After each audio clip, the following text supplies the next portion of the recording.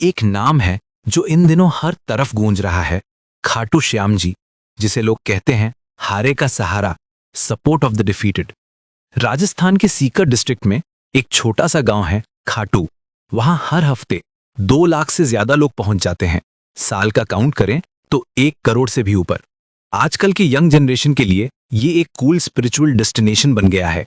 Social media पे reels, temple के तोरण गेट पर सेल्फीज, एक अलग ही वाइब है।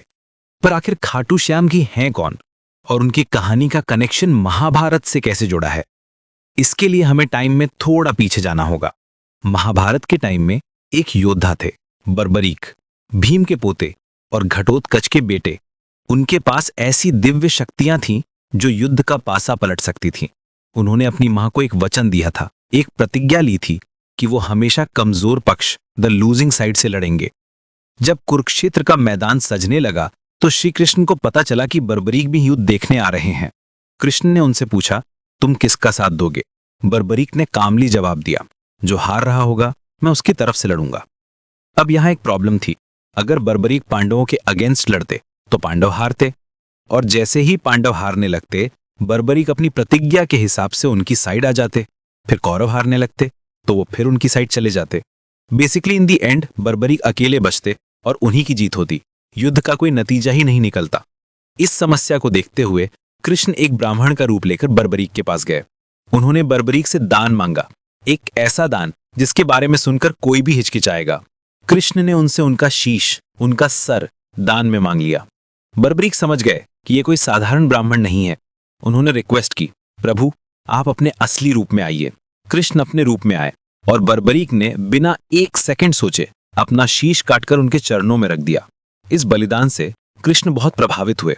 उन्होंने बर्बरीक को वरदान दिया कि कलयुग में तुम मेरे ही नाम श्याम से पूजे जाओगे, और जो भी सच्चे दिल से तुम्हारा नाम लेगा उसकी हर मनोकामना पूरी होगी। तुम हारे के सहारा बनोगे। युद्ध के बाद वो शीश रूपवती नदी में बहा दिया गया।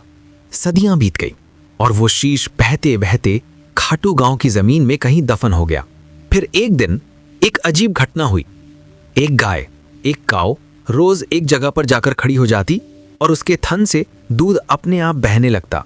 जब गांव के लोगों ने उस जगह को खोदा तो उन्हें बर्बरीक का वही शीश मिला। वहां के राजा रूप सिंह चौहान ने 1027 सीई में एक मंदिर बनवाया और उस शीश को वहां स्थापित किया। टाइम के साथ वो मंदिर टूटा भी। मुगल शासक औरंगजेब के टाइम में उसे नष्ट कर दिया गया, लेकिन 1720 एडी में मारवाड़ के राजा अभय सिंह ने उसे फिर से बनवाया। आज जो हम मंदिर देखते हैं वो वाइट मकराना मार्बल से बना हुआ एक शानदार स्ट्रक्चर है। उसका मेन प्रेयर हॉल, जिसे जगमोहन कहते हैं, उसकी दीवारों पर माइथोलॉजी की स्टोरीज पेंट की गई हैं। मंदिर के दरवाजे तद मार्बल के हैं, जिन पर खूबसूरत फूलों की नक्काशी है। It's an architectural Marvel. ये तो हुई इतिहास की बात, पर आज वहां का अनुभव कैसा है? लोग कहते हैं वहां की हवा में ही एक अलग सी एनर्जी है। भक्तों के अनुभव सुने तो आप भी हैरान रह जाएंगे। ये सिर्फ एक मंदिर की स्टोरी नहीं है।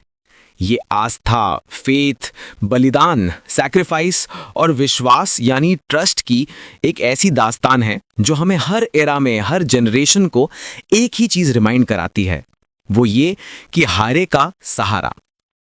ये जो लाइन है ना, हारे का सहारा, इसका मतलब है the support of the one who has lost.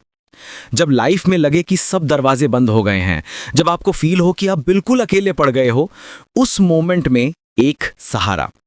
और ये गाथा हमें बस इतना ही कहती है कि अगर सच्चे मन से, पूरी ऑनेस्टी के साथ पुकारा जाए तो श्याम बाबा हमेशा आपके साथ खड़े मिलेंगे। ये एक प्रॉमिस है, एक ऐसा विश्वास जो टाइम से भी परे है। इसलिए तो ये सिर्फ एक मंदिर की स्टोरी नहीं है, ये उस फीलिंग की स्टोरी है जब आपको अंधेरे में एक रोशनी दिखती है। तो अगली बार जब भी आपको लगे कि आप हार रहे हैं, बस ये याद रखिएगा, एक सच्चे दिल की पुकार कभी अनसुनी नहीं जाती।